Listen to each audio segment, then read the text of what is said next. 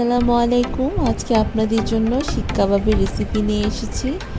এজন্য এখানে আমি 2 কেজি গরুর মাংসকে ফ্রেশ মাংসগুলোকে এভাবে কেটে নিয়েছি। এখানে আছে সরিষার তেল, ভিনেগার, আদা বাটা, রসুন বাটা, পেঁপে বাটা খোসা সহ। এখানে আছে ধনিয়ার গুঁড়া, জিরার গুঁড়া, লবণ, মাংসের মশলা, গোলমরিচের গুঁড়া, মরিচের গুঁড়া। এখানে টক দই, পেঁয়াজ বেরেস্তা, ধনেপাতা, কাঁচামরিচ একসাথে করে বেটে নেওয়া।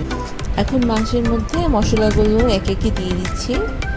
প্রথমে দিয়ে দিলাম টক দইয়ের সাথে বেরেস্তা, কাঁচামরিচ, ধনেপাতা দিয়ে বেটে নেওয়া মশলা। এখন দিয়ে দিচ্ছি আদা বাটা, আর দিয়ে দিচ্ছি রসুন বাটা,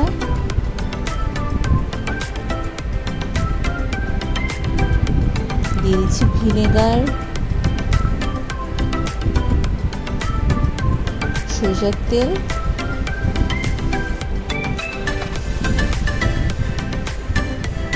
কাঁচা পেঁপে বাটা,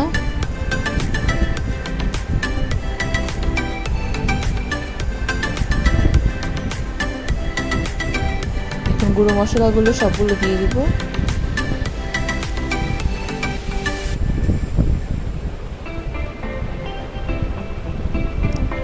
এখন একে ভালোভাবে মাখিয়ে নিতে হবে।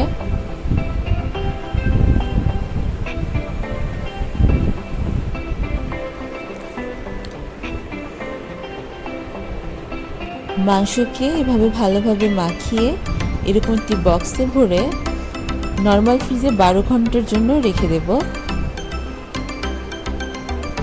এতে করে মাংসের ভেতর ভালোভাবে মশলা ঢুকে মাংসকে মজাদার এবং নরম করবে।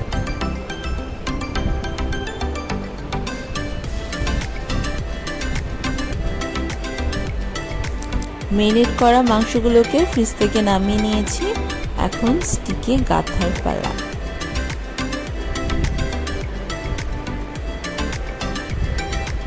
স্টিকগুলোকে ঠান্ডা পানিতে ভিজিয়ে রেখেছি। এভাবে মাংসগুলোকে স্টিকের মধ্যে গেঁথে নিতে হবে।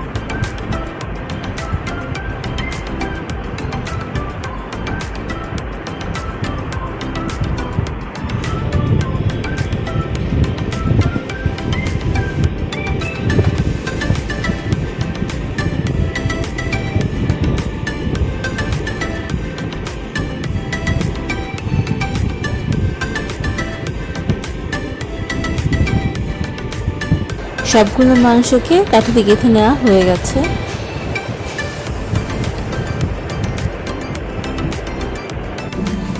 এখন স্টিকগুলোকে ভাজার পালা। একটি এরকম লোহার তাওয়া নিয়ে নিয়েছি, যেখানে প্রথম সয়াবিন তেল দিয়ে দিলাম। এখন দিব সরিষার তেল।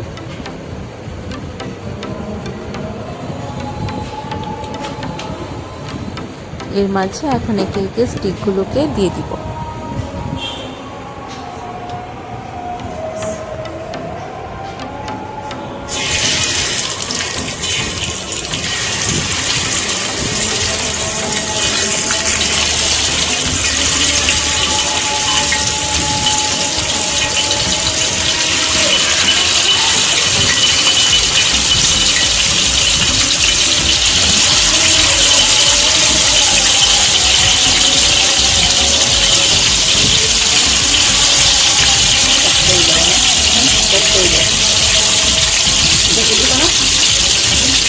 মাংস ভালোভাবে সিদ্ধ হওয়ার জন্য এভাবে ঢাকনা দিয়ে ঢেকে দেব। দেখে নিচ্ছি আমাদের শিক কাবাব তৈরি হয়ে গেছে কিনা।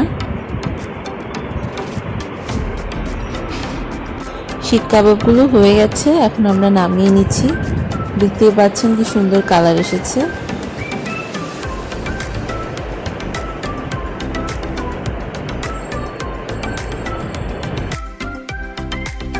তৈরি হয়ে গেল আমাদের সবগুলো শিক কাবাব। এখন পরিবেশনের জন্য রেডি।